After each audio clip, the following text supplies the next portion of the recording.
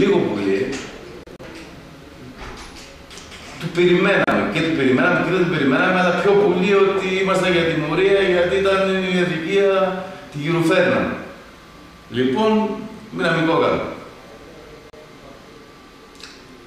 Ήμασταν 5-6 άτομα, φεύγουν και πάνω στο γήπεδο. Και την ώρα έκανε η προπόνηση ομάδα. Στον Τσιμπόλο. Το γήπεδο. Και υπήρχε μια βουβαμάρα. Δεν μιλούσε κανένας, δεν ακουγόταν, ήταν μια σιωπή, εκοφαντική σιωπή. Αυτομάτως φεύγουμε από εκεί, πέφτουν τα σχετικά τηλέφωνα κτλ. Μαθαίνουμε και για συγχρόνους. Φεύγουμε και η πρώτη σκέψη που ήταν να ενημερωθούν όλοι μαζί, να ενημερώσουμε και τους άλλους τα λοιπά, ποιος δεν ήξερε, ή θα μαθηκόταν και θα βγαίναν. Πήγαμε στην πλατεία. Στο Πανελλήνιο, εκεί πέρα που είχαμε, στο καφενείο του Πανελλήνιου, στην κεντρική την πλατεία που είχαμε, ας πούμε, τα γραφεία. Μαζευτήκαμε εκεί γύρω στα 100-150 άτομα σε 0 χρόνο. Το πρώτο μπλοκ που στήθηκε ήταν στην Οδοσβόλη. Ήταν στη διασταύρωση Σικουρίου, Εθνική Οδό Σικουρίου κτλ. Στο εργοστάσιο Ζαχάριος. Επάνω στην Εθνική Οδό. Αυτό τι ώρα είναι? Αμέσως εκείνη την ώρα. Δηλαδή, αν πέρασε 1-2 ώρες στο πουλί, δεν είχαν περάσει παραπάνω. Το πρώτο μπλόκο έχει πέσει στο πρώτο δέντρο, έχουμε κόψει ένα δέντρο και έχει πέσει ο κορμός. Ρίξαμε τον κορμό και κλείνει ο δρόμος. Όσο περνούσε η ώρα, μαζευόμασταν και γινόμασταν και πιο πολύ. Μετά άρχισε, μαθαίνουμε, γιατί εμείς έχουμε μείνει εκεί, ας πούμε, μαθαίνουμε ότι κλείνουν την οδό Βόλου, κλείνουν σιγά σιγά την κρατά και σιγά σιγά κλείνουν μπλόκα διάφορα. Έτσι ξεκίνησε όλη η ιστορία.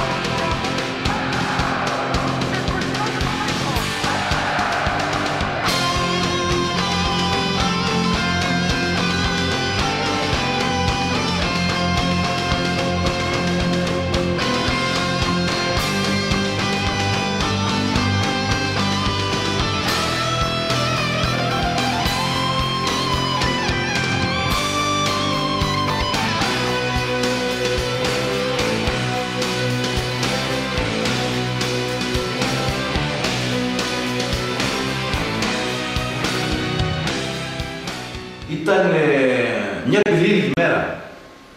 Δηλαδή, παράδειγμα, περνώντας στην πλατεία, έβλεπες ένα περίεργο πράγμα. Πότε το βλέπεις κάθε μέρα.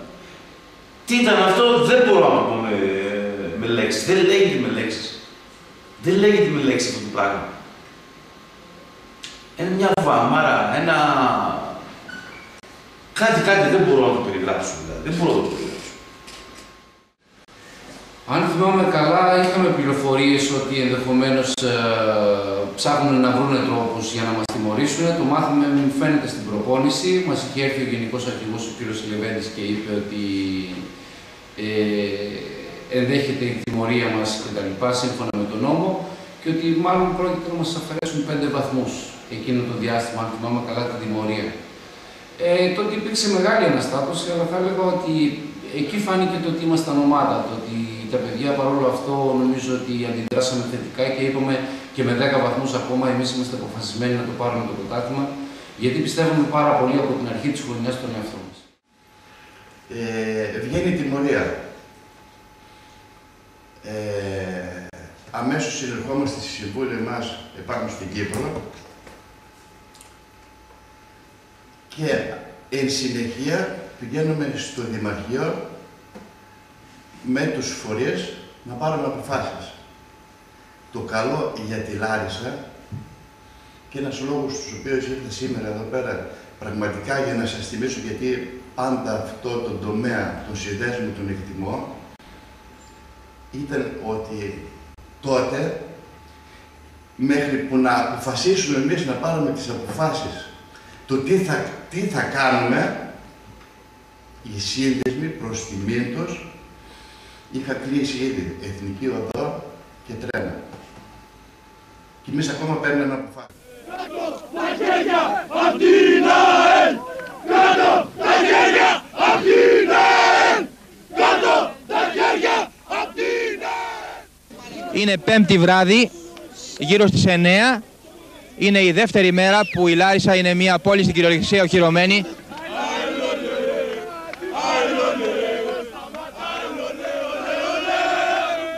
Θέλω με μια κουβέντα ο καθένας σας να μου πει γιατί βρίσκεται εδώ πέρα, τι αισθάνεται και τι νομίζει πως έχει συμβεί. Ναι. Κοιτάξτε, αυτή τη στιγμή μαζευτήκαμε όλοι εδώ πέρα γιατί μας έχουν αδικήσει. Τιμωρήσαν τη Λάρισα 4 βαθμούς. Για ποιο λόγο? Γιατί 8 χρόνια η ΑΕΚ αυτή τη στιγμή, 8 χρόνια η ΑΕΚ αυτή τη στιγμή δεν πήρε πρωτάθλημα. Ο Σπότι θα πάει. Ο Ίσης ήταν του παρισμένος 100%. Δεν του κάναν τίποτα γιατί υπάρχουν μέσα πολλά πράγματα, το οποίο να τα πούμε δημοσίως είναι αυτή τη στιγμή σαν πολιτικά. Λοιπόν, ένας. Προχωράμε εδώ. Γιατί είσαι εδώ, αγόρι μου? Γιατί η Λάρισα προσφέρει θέαμα και δεν δικαιώνεται από τίποτα. Ερχόμαστε λίγο πριν στα γεγονότα. Πράγματι, και εγώ εκπαιδεύτηκα από την υπόθεση που είχε εξελιχθεί τότε με την ανάλυση που έγινε στο αντιτόπικο ντρόνο για το Τσίγκοφ, όπου βρέθηκε μια απαγορευμένη ουσία κατασταλτική, όπως λέγεται στους ειδικούς, η κοδεΐνη. Ανεξάρτητα λοιπόν από το αν ήταν στεροειδής ή κατασταλτική ουσία, ο νόμος ήταν σαφής και οι ουσίες οι απαγορευμένες τότε ήταν ακριβώς 94. Η υπόδειξη του ΜΟΧ να βγει ένας παίκτης του Παναθηναϊκού που υποψιαζόταν αυτός εν σχέση με εμάς ήταν τουλάχιστον επί 8 χρόνια που έκανα στο Συμβούλιο της ΑΕΛ και ξέρω και οι άλλες διοικήσεις όλες, εμείς ούτε καν βιταμίνη δίναμε στους ποδοσφαιριστές. Γι' αυτό ήταν και η προτροπή αυτό, ελέγχουμε έναν και έναν, περισσότερο να επιτύχουμε σε αυτός παρά μας ήρθε μπούμερα και εις βάρος μας. Θυμάμαι, πήγαμε να δούμε μέχρι πού είναι τις πρώτες ώρες και πήγαμε με την μηχανή, πήγαμε μέχρι τα Τέμι.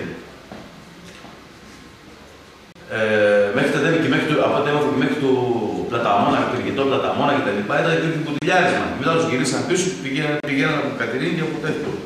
Μέχρι που κλείσαμε και τους Ζάνιες μέσα στην άλλη μεριά.